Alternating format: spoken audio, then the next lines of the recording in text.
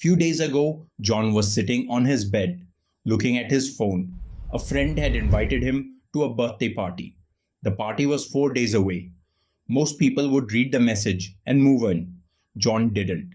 He looked at the message, locked his phone, unlocked it again, read the message again, then put the phone down. The party was still 4 days away. But John's brain was already thinking about it. What if nobody talks to me? What if I don't know what to say? What if I stand there awkwardly? What if people think I'm weird? The more he thought, the more uncomfortable he felt. And the strange thing was, he was still sitting safely on his bed. Nothing bad was happening. Yet his heart was beating faster. His shoulders felt tense. His stomach felt heavy. The next morning, John woke up. The party was still 3 days away. But it was the first thing he thought about. He brushed his teeth, thought about the party. He made breakfast, thought about the party. He sat down to work, thought about the party. Hours passed. The party wasn't happening yet, but it felt like it had already taken over his head.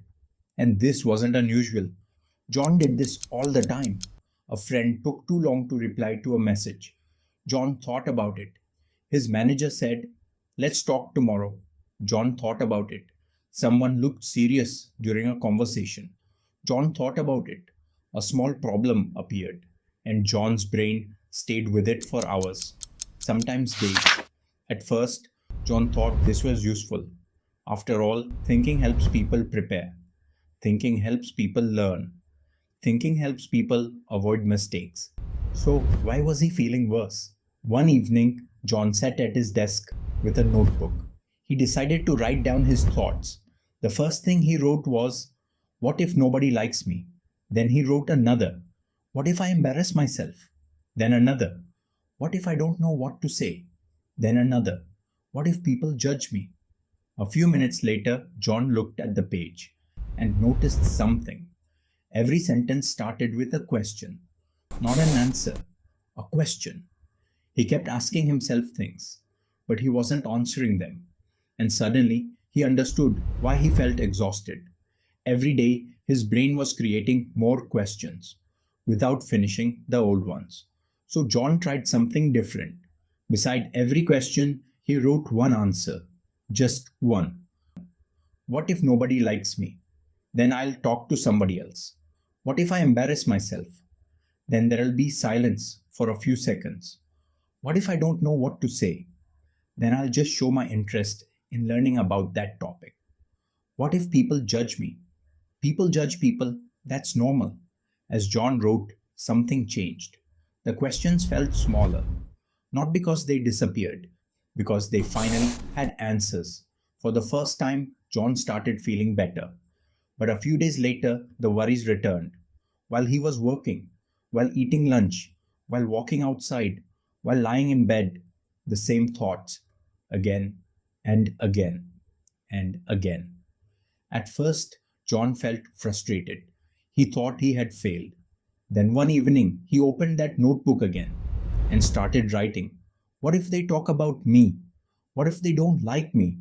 What if they think I'm weird? What if I do something stupid? John stared at the page, then laughed. The words were different, but the fear was the same. His brain was repeating old problems again and again and again. And once he noticed that, things got clear. The thoughts still appeared, but they felt less important because he'd seen them before, many times. Finally, Saturday arrived, the day of the party. John got dressed, looked in the mirror, looked again and again. He checked the time, then checked it again, then checked it again. The closer it got, the more nervous he felt. A little later, John arrived at the building. He stood outside the door, one hand in his pocket, one hand on the handle. Part of him wanted to leave. He could go home, sit on the couch, watch Netflix, order food, forget about the party. Honestly, that sounded easier, much easier. But then John stopped. For 4 days, he had been thinking about the party, predicting what might happen, imagining conversations, imagining awkward moments, imagining problems. Now it was time to get an answer, and there was only one way: open the damn door. So he did. John walked inside. He spoke to one person, then another, then another. Some conversations felt awkward, some felt easy, some lasted 30 seconds, some lasted 10 minutes. Most interactions were completely normal.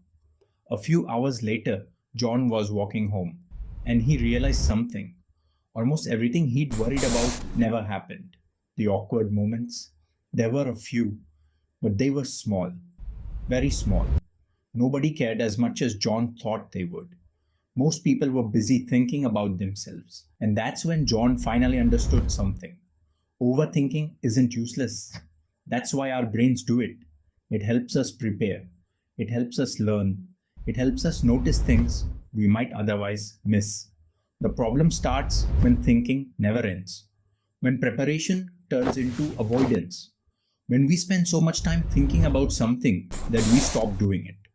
John still overthinks sometimes. Everyone does.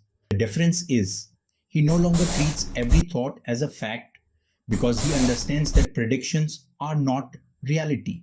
Reality is what happens when you show up, when you walk through the door, when you start the conversation, when you take the action. Because confidence comes from experience, and experience only comes after action. So the next time your brain starts creating 100 different scenarios, remember John sitting on his bed 4 days before a party, worrying about things that hadn't happened. And remember what finally helped him: not more thinking, not more worrying, not more preparation, just opening the door and finding out. This is AK signing off.